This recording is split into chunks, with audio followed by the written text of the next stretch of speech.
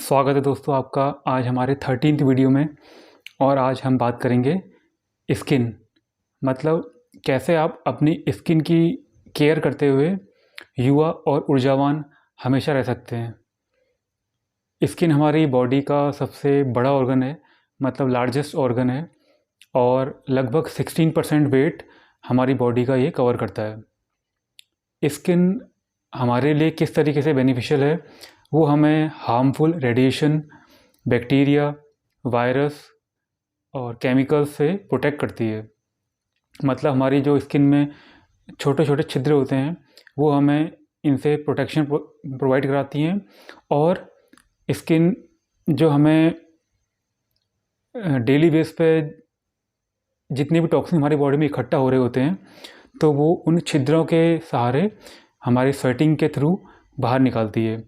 तो स्किन हमें किसी ना किसी फॉर्म में प्रोटेक्शन देती है।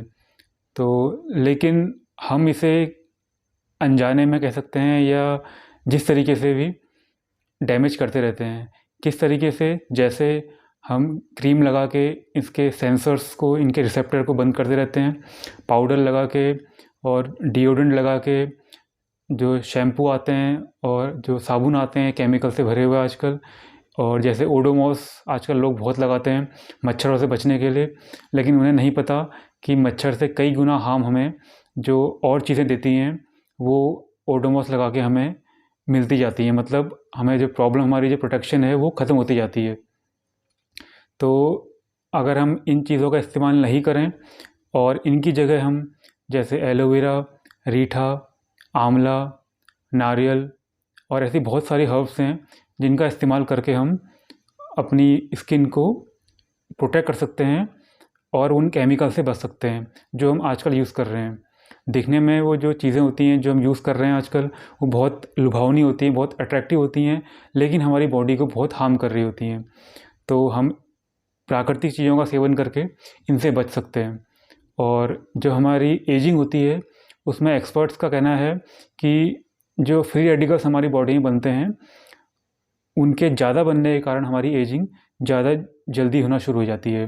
तो अगर हमें एंटी एजिंग करनी है, मतलब हमारी उम्र बढ़ेगी लेकिन हमारा शरीर, हमारी स्किन सॉफ्ट बने रहे, युवा बनी रहे, उसके लिए हमें कहीं ना कहीं कुछ प्रोसीजर अपनाने पड़ेंगे। उसमें बेस्ट है एंटीऑक्सीडेंट जो फ्री रेडिकल्स को न्यूट्रलाइज करता है। और एंटीऑक्सीडेंट के लिए आपको पता ही है, मैंने आपको पहले बता रखा है कि हमें नेचुरल फूड का सेवन ज़्यादा से ज़्यादा करना पड़ेगा। अगर हम नेचुरल इंटेक बढ़ा देंगे तो हमारी बॉडी में जो फ्री रेडिकल्स ज़्यादा बन रहे थे वो कहीं ना कहीं एंटीऑक्सीडेंट के थ्रू न्यूट्रलाइज हो जाएंगे और हमारी बॉडी को हार्म होने से बचाएंगे। और PNI आपने सुना होगा, साइको न्यूरो इम्यूनोलॉजी। इसमें साफ साफ कहा गया है कि हमारी जो थॉट है वो हमारी इम्यूनिटी से जुड़ी हुई है।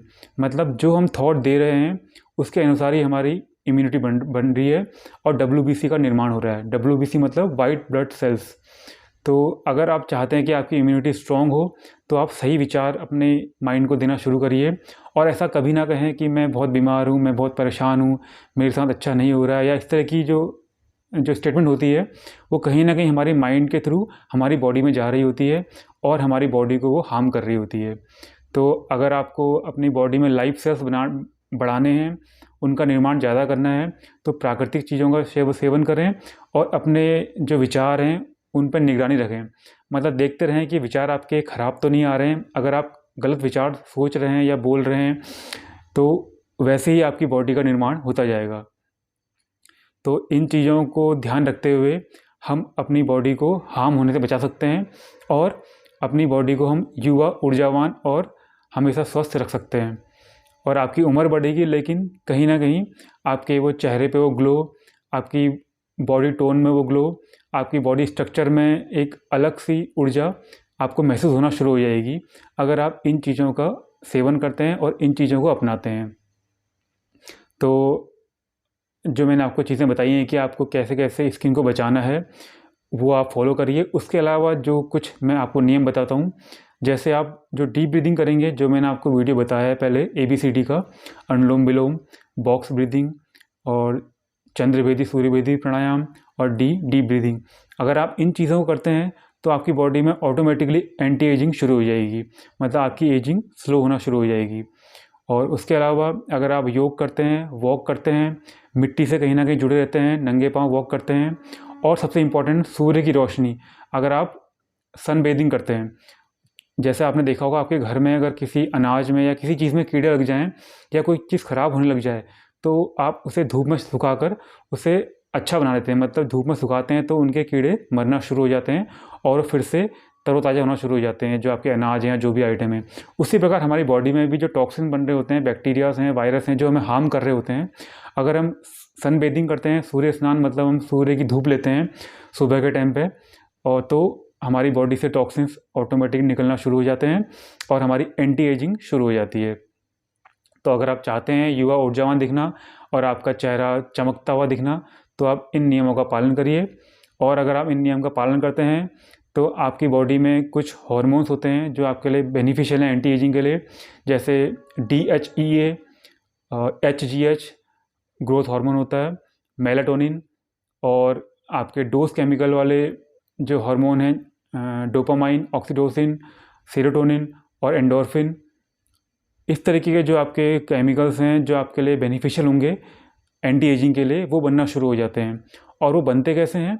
वो बनते हैं पिट्यूटरी ग्लैंड के थ्रू, जिसमें HGH ह्यूमन ग्रोथ हार्मोन जो है वो पिट्यूटरी ग्लैंड के थ्रू बनता है।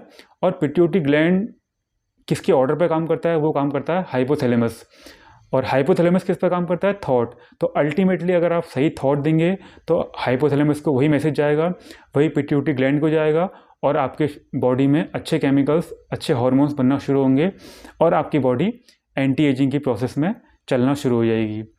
तो अगर आप चाहते हैं इन नियमों का पालन करते हुए अपने को ऊर्जावान बनाना तो आप इन्हें फॉलो करिए और रिजल्ट पाइए। मैं आशा करता हूँ कि जो आपको मैंने नॉलेज दी है ये आपके जीवन के स्तर को, आपके हेल्थ को नए मुकाम तक पहुँचाएगी और आप नए ऊर्जावान होकर इस मैसेज को दूसरों में तक पहुँचाकर यूनिवर्स का काम खुद करेंगे कि अगर आपको कोई चीज़ मिली है तो उसे बांटना शुरू करेंगे। प्रणाम।